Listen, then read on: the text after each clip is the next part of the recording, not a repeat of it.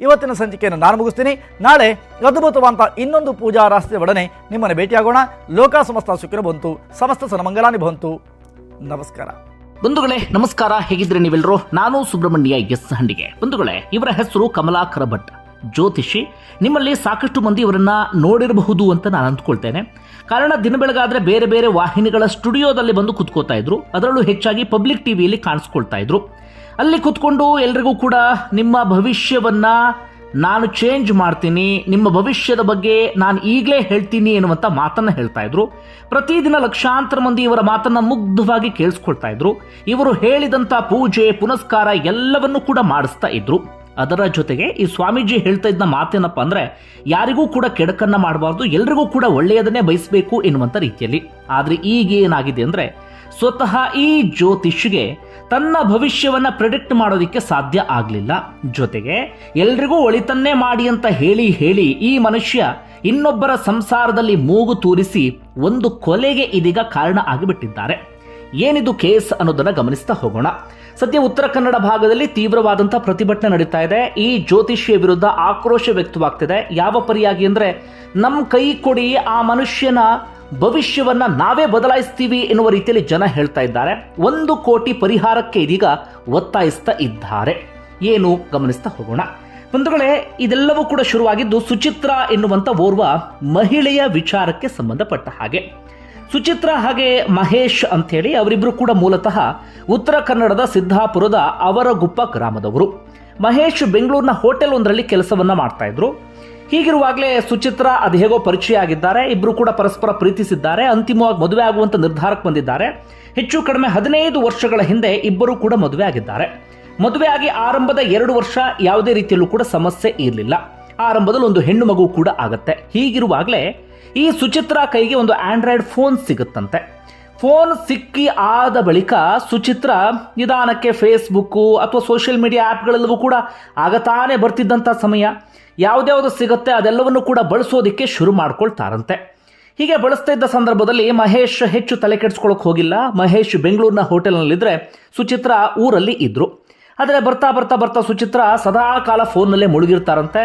ಹೆಚ್ಚಾಗಿ ಫೇಸ್ಬುಕ್ನಲ್ಲೇ ಯಾವಾಗಲೂ ಕಾಲ ಕಳೀತಾ ಇದ್ರಂತೆ.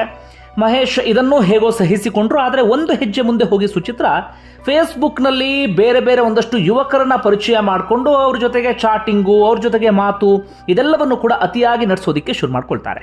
ಹಾಗೆ ಸಹಜವಾಗಿ ಮಹೇಶ್ಗೆ ಸಿಟ್ಟು ಬರುತ್ತೆ. ಮಹೇಶ್ ಇದನ್ನು ಪ್ರಶ್ನೆ ಮಾಡ್ತಾರೆ. ನಿಧಾನಕ್ಕೆ ಗಂಡ ಹೆಂಡತಿಯ ನಡುವೆ ಗಲಾಟೆ ಆಗೋದಕ್ಕೆ ಶುರುವಾಗುತ್ತೆ. ಇದೇ ವಿಚಾರಕ್ಕೆ ಸಂಬಂಧಪಟ್ಟ ಹಾಗೆ, ಫೋನು ಸೋಷಿಯಲ್ ಮೀಡಿಯಾ ವಿಚಾರಕ್ಕೆ ಸಂಬಂಧಪಟ್ಟ ಹಾಗೆ. ಆದರೆ ಸುಚಿತ್ರಾ ಯಾವಾಗಲೂ ಹೇಳ್ತಾ ಇದ್ದಿದ್ದು, ನೀನಿಲ್ಲಿ ಇರಬೇಡ, ಬೆಂಗಳೂರಿಗೆ ಹೋಗು ಅಂತ ಹೇಳಿ. ಹೀಗಾಗಿ ಮಹೇಶ್ಗೆ ಯಾವಾಗಲೂ ಒಂದು ಅನುಮಾನ ಕಾಡ್ತಾನೆ ಇತ್ತಂತೆ, ನನ್ನನ್ನು ಯಾಕೆ ಇಷ್ಟು ಫೋರ್ಸ್ ಮಾಡಿ ಈಕೆ ಬೆಂಗಳೂರಿಗೆ ಕಳಿಸ್ತಾಳೆ ಅಂತ ಹೇಳಿ. ಆದರೂ ಕೂಡ ಅದೇ ಅನುಮಾನವನ್ನು ತಲೆಯಲ್ಲಿ ಇಟ್ಕೊಂಡು ಮಹೇಶ್ ಬೆಂಗಳೂರಿಗೆ ಬರ್ತಾ ಇದ್ರು, ಕೆಲಸ ಮಾಡ್ತಾ ಇದ್ರು. ಅಪರೂಪಕ್ಕೆ 2 ತಿಂಗಳಿಗೊಮ್ಮೆಯೋ 3 ತಿಂಗಳಿಗೊಮ್ಮೆಯೋ ಮನೆಗೆ ಹೋಗ್ತಾ ಇದ್ರು. ಮನೆಗೆ ಹೋದಂಥ ಸಂದರ್ಭದಲ್ಲಿ ಮತ್ತೆ ಗಂಡ ಹೆಂಡತಿಗೆ ಇದೇ ವಿಚಾರಕ್ಕೆ ಸಂಬಂಧಪಟ್ಟ ಹಾಗೆ ಜಗಳ. ಸುಚಿತ್ರಾ ಊರಲ್ಲಿ ಮಹೇಶ್ನನ್ನ ಇರೋದಕ್ಕೆ ಬಿಡ್ತಾನೆ ಇರಲಿಲ್ಲ. ಮತ್ತೆ ಮತ್ತೆ ಬೆಂಗಳೂರಿಗೆ ಹೋಗುವಂತ ಫೋರ್ಸ್ ಮಾಡ್ತಾನೆ ಇದ್ರಂತೆ. ಇದರ ನಡುವೆ ಸುಚಿತ್ರಾ ಬೇರೆ ಬೇರೆ ಯುವಕರ ಜೊತೆಗೆ ಇನ್ನು ಹೆಚ್ಚೆಚ್ಚಾಗಿ ಆತ್ಮೀಯವಾಗಿ ಕಾಲ ಕಳೆದಿರಬಹುದು ಎನ್ನುವ ರೀತಿಯಲ್ಲೂ ಕೂಡ ಮಹೇಶ್ಗೆ ಅನುಮಾನ ಇರುತ್ತೆ. ಒಟ್ಟಾರೆಯಾಗಿ ಅವರಿಬ್ಬರು ಸುಖವಾಗಿ ನೆಮ್ಮದಿಯಾಗಿ ಇದ್ದಿದ್ದು ಇಲ್ಲವೇ ಇಲ್ಲ. ಇದೇ ಸೋಷಿಯಲ್ ಮೀಡಿಯಾ ವಿಚಾರಕ್ಕೆ ಗಂಡ ಹೆಂಡತಿಗೆ ಜಗಳ ಆಗ್ತಾನೆ ಇತ್ತು. ಇತ್ತ ಇಬ್ಬರು ಹೆಣ್ಣು ಮಕ್ಕಳು ನಿಧಾನಕ್ಕೆ ಬೆಳಿತಾನೆ ಇದ್ರು. ಆದರೆ ಗಂಡ ಹೆಂಡತಿಯ ನಡುವೆ ಮಾತ್ರ ಯಾವತ್ತೂ ಕೂಡ ಸಮಸ್ಯೆ ಬಗೆಹರಿದಿರಲಿಲ್ಲ. ಹೀಗಿರುವಾಗಲೇ ಏನಾಗಬಿಡುತ್ತೆ ಅಂದರೆ, ಹೆಚ್ಚು ಕಡಿಮೆ ಒಂದು 6 ತಿಂಗಳ ಹಿಂದೆ ಈ ಸುಚಿತ್ರಾ ಏನು ಮಾಡ್ತಾರೆ ಅಂದರೆ, ತನ್ನಿಬ್ಬರು ಹೆಣ್ಣು ಮಕ್ಕಳನ್ನ ಕರ್ಕೊಂಡು ಸಿದ್ದಾಪುರದಿಂದ ಸೀದಾ ಶಿವಮೊಗ್ಗಕ್ಕೆ ಶಿಫ್ಟ್ ಆಗಿ ಬಿಡ್ತಾರೆ.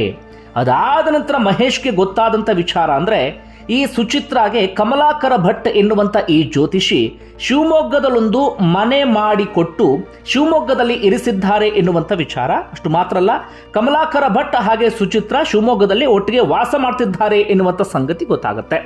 ಆದರೆ ಕಮಲಾಕರ ಭಟ್ ಹಾಗೆ ಸುಚಿತ್ರಾಗೆ ಹೇಗೆ ಪರಿಚಯ ಆಯಿತು ಅಂತ ಯಾರಿಗೂ ಕೂಡ ಗೊತ್ತಿಲ್ಲ. ಈಗ ಸಿಗ್ತಿರುವಂಥ ಒಂದಷ್ಟು ಮಾಹಿತಿಯ ಪ್ರಕಾರವಾಗಿ ಕಮಲಾಕರ ಭಟ್ ಎಲ್ರಿಗೂ ಕೂಡ ಜ್ಯೋತಿಷ್ಯವನ್ನ ಹೇಳ್ತಾ ಇದ್ರಲ್ಲ, ಇದೇ ಜ್ಯೋತಿಷ್ಯದ ನೆಪದಲ್ಲಿ ಕಮಲಾಕರ ಭಟ್ ಹಾಗೆ ಸುಚಿತ್ರಾಗೆ ಪರಸ್ಪರ ಪರಿಚಯ ಆಗಿದೆ. ಸುಚಿತ್ರಾ ರೀಲ್ಸು ಅದು ಇದು ಅಂತ ಸಿಕ್ಕಾಪಟ್ಟೆ ಮಾಡ್ತಿದ್ದಂಥ ಮಹಿಳೆ. ಹೀಗಾಗಿ ಸುಚಿತ್ರಾ ನೋಡಿ ಕಮಲಾಕರ ಭಟ್ ಕೂಡ ಮನಸೋತು ಹೋಗಿಬಿಟ್ಟಿದ್ರು. ಹೀಗಾಗಿ ಆರಂಭದ ಆ ಜ್ಯೋತಿಷ್ಯದ ನೆಪದ ಪರಿಚಯ ಬರ್ತಾ ಬರ್ತಾ ಅದು ಇನ್ನೊಂದು ಹಂತಕ್ಕೆ ಹೋಗಿಬಿಟ್ಟಿದೆ. ಕೊನೆಗೆ ಕಮಲಾಕರ ಭಟ್ ಇವರ ಸಂಸಾರದಲ್ಲಿ ಮೊದಲೇ ಜಗಳ ಅದೆಲ್ಲವೂ ಕೂಡ ಇತ್ತಲ್ಲ. ಹೀಗಿರುವಾಗಲೇ ಕಮಲಾಕರ ಭಟ್ ಅದನ್ನೇ ತನಗೆ ಪ್ಲಸ್ ಮಾಡಿಕೊಂಡು ಅವರ ಸಂಸಾರದೊಳಗಡೆ ಮೂಗನ್ನ ತೂರಿಸಿ ಸುಚಿತ್ರಾಗೆ ಏನೇನೋ ಹೇಳಿ ಸೀದಾ ಶಿವಮೊಗ್ಗಕ್ಕೆ ಕರ್ಕೊಂಡು ಬಂದು ಬಿಟ್ಟಿದ್ರು. ಇಷ್ಟು ಆಗಿಬಿಟ್ಟಿತ್ತು. ಮಹೇಶ್ ಕೂಡ ಇನ್ನೇನು ಮಾಡೋಕ್ಕಾಗುತ್ತೆ ಅಂತ ಹೇಳಿ ಹೆಂಡತಿಯನ್ನು ಬಿಟ್ಟು ತಮ್ಮ ಪಾಡಿಗೆ ತಾವು ಅಣ್ಣನ ಮನೆಯಲ್ಲಿ ವಾಸ ಮಾಡ್ತಾ ಇದ್ರು.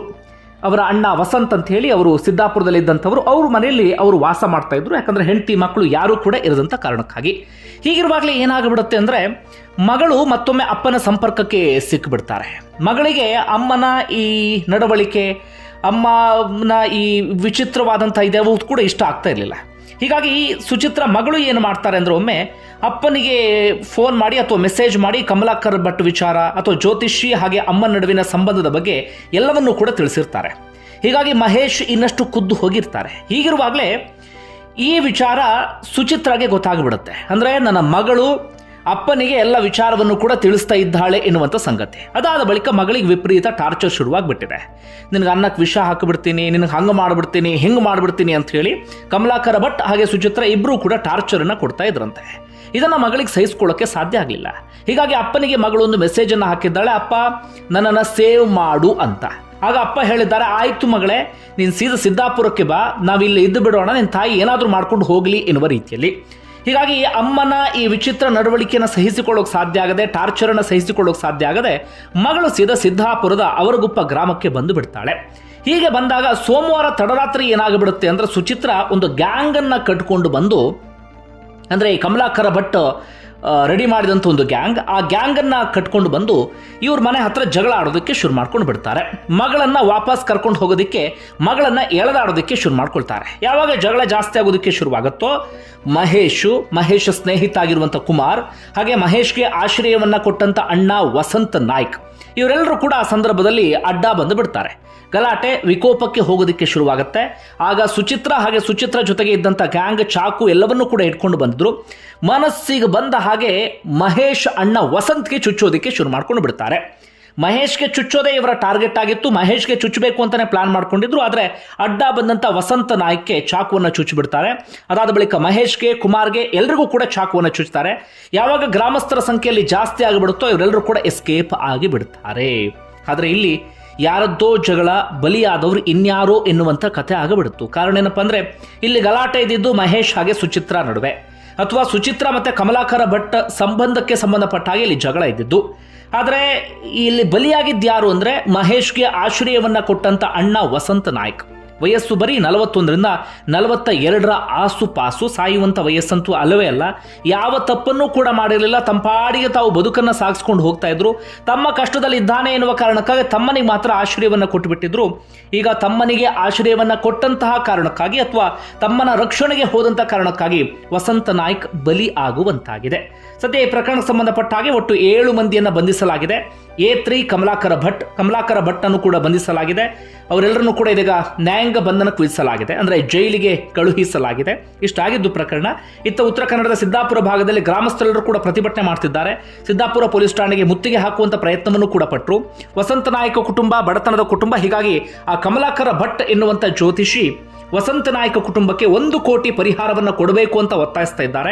ಹಾಗೆ ಕಮಲಾಕರ ಭಟ್ನನ್ನು ನಮ್ಮ ಕೈ ಕೊಟ್ಟು ನೋಡಿ ಎನ್ನುವ ರೀತಿಯಲ್ಲಿ ಗ್ರಾಮಸ್ಥರು ಇದೀಗ ಆಕ್ರೋಶವನ್ನು ಹೊರ ಹಾಕ್ತಾ ಇದ್ದಾರೆ. ಇದು ಆದಂಥ ಘಟನೆ. ಇದು ಟಿವಿಯಲ್ಲಿ ಕೂತ್ಕೊಂಡು ಜ್ಯೋತಿಷ್ಯ ಹೇಳ್ತಿದ್ರು ಈ ಸ್ವಾಮೀಜಿ.